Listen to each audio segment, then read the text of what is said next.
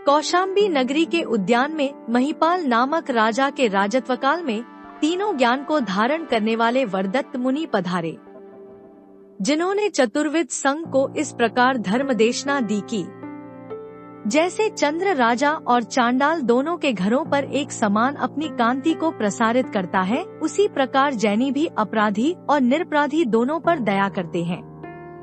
इस प्रकार धर्मदेशना देते हुए गुरु को अकस्मात हंसी आ गई, जिस पर सभाजनों ने विस्मित होकर पूछा कि हे भगवान, प्रवचन में कहा है कि हास्य करने से 7 अथवा 8 प्रकार के कर्मों का बंध होता है, फिर आप जैसे मोह के विजेता पुरुषों को बिना अवसर हंसी क्यों आई?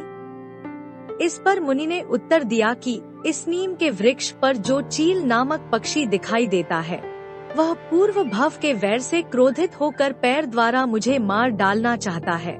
यह सुनकर सभ्य जनों ने कौतुकवश उसके पूर्व भव का वृत्तांत सुनाने को कहा। मुनि ने भी चील को प्रतिबोध करने के लिए कहा कि इस भरतखंड के अंतर्गत श्रीपुर नामक नगर में धन्य श्रेष्ठी रहता था, जिसके सुंदरी नामक स्त्री थी। वह व्यभिचारिणी थी। एक बार उसके जार पुरुष ने उससे कहा कि अब आज से तो मेरे पास मत आना, क्योंकि मैं तेरे पति से डरता हूँ।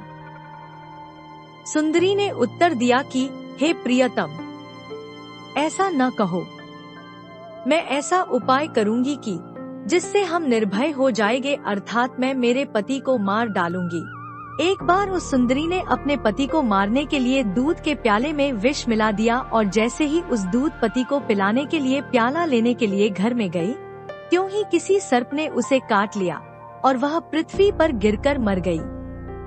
धन श्रेष्ठी उसके गिरने का आवाज सुनकर भोजन करता हुआ खड़ा हुआ और इसको क्या हो गया, इस प्रकार पुकारता हुआ उसके समीप गया और तत्काल सुंदरी को मरी हुई देखकर उसके स्नेह से उसके दुष्चरित्र को नहीं जानता हुआ विलाप करने लगा। सुंदरी मरकर शेर हुई। धन्य श्रेष्ठी ने भी वैराग्य प्राप्त कर दीक्षा ग्रहण की। कुछ समय पश्चात किसी वन में धन्य मुनि कायोत्सर्ग कर खड़े थे।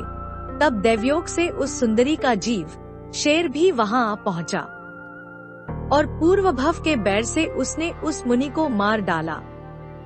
धन्य मुनि मरकर 12वें अच्युत देवलोक में देवता हुए और वह शेर भी मरकर चौथी नरक में गया। धन्य मुनि का जीव 12वें स्वर्ग से चवकर चंपा नगरी में दत्तश्रेष्ठी के घर वरदत्त नामक पुत्र रूप से उत्पन्न हुआ। वह बाल्यव्य से ही विवेकी, दातार और दयालु था। इससे अल्पकाल में ही उसे समकित रत्न प्राप्त हो गया। सुंदरी का जीव चौथी नरक से निकलकर अनेकों भवों में भ्रमण कर वरदत्त के घर पर दासी के पुत्र रूप से उत्पन्न हुआ, जो लोगों में दासी पुत्र के नाम से प्रसिद्ध हुआ। वह दासी पुत्र वरदत्त को अपना कट्टर शत्रु समझने लगा, तथापि उसके प्रीति प्रेम प्रकट करने के लिए कुछ कुछ दया पालने लगा। उसको धर्मिष्ठ जानकर श्रेष्ठी ने संतुष्ट होकर विचार किया कि यह मेरा धर्म बंधु है। यह कर्मयोग से नीच कुल में उत्पन्न हुआ है, परंतु जैन सिद्धांत के अनुसार परमार्थ से कुल की प्रधानता नहीं देखी जाती। ऐसा विचार कर उसने लोगों के समक्ष उसको अपने भाई के रूप में स्थापित किया। तभी से वह लोगों में श्रेष्ठी भ्राता के नाम से प्रसिद्ध हो गया। दासी पुत्र ऊपर से कपट वृत्ति द्वारा भक्ति बतलाता था, परंतु अंदर से गृहस्वामी बनने के लिए श्रेष्ठी को मार डालने के विविध उपाय सोचा करता था।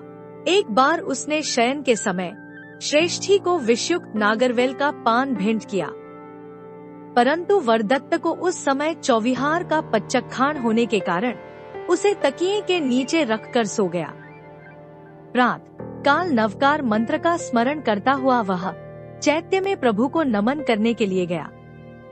उस समय वह तांबूल पत्र वरदत्त की स्त्री के हाथ में पड़ने से उसने दासी पुत्र को आंगन में खड़ा हुआ देखकर कहा कि हे देवर, यह तांबूल लीजिए। दासी पुत्र उसके रूप तथा कंकणादि अलंकार में मन लगा उसकी मनोहर वाणी से मोहित हो प्रसन्न हो गया था। अतः वह उस तांबूल पत्र को खा गया, जिसके फल स्वरूप तत्काल विष प्रयोग से भूमि पर गिर आर्तध्यान द्वारा मृत्यु प्राप्त कर इस चील के रूप में उत्पन्न हुआ है। उसका ऐसा स्वरूप देखकर संसार से वैराग्य प्राप्त कर स्वद्रव्य का उत्तम क्षेत्र में सदुपयोग कर वरदत्त ने दीक्षा ग्रहण की। वह वरदत्त मैं स्वयं हूँ और इस प्रकार मेरा पूर्व वृत्तांत है। उस समय उस चील को भी अपना पूर्वव का वृत्तांत सुनने से जातिस्मरण ज्ञान हो गया, इसलिए वह वृक्ष से नीचे उतरकर गुरुचरणों में गिर पड़ी और अपने अपराध की क्षमा याचना की। फिर मुनि के वचन से अनशन द्वारा मृत्यु को प्राप्त कर स्वर्ग सिधारी। यह देखकर राजा आदि ने भी अहिंसा धर्म का स्वीकार किया। इस प्रकार दासी पुत्र के दृष्टांत से हिंसा का संकल्प करना भी अति दुखदायी जानकर रागद्वेष द्वारा होने वाली हिंसा का भी त्याग कर उस मुनि ने मोक्ष लक्ष्मी को प्राप्त किया।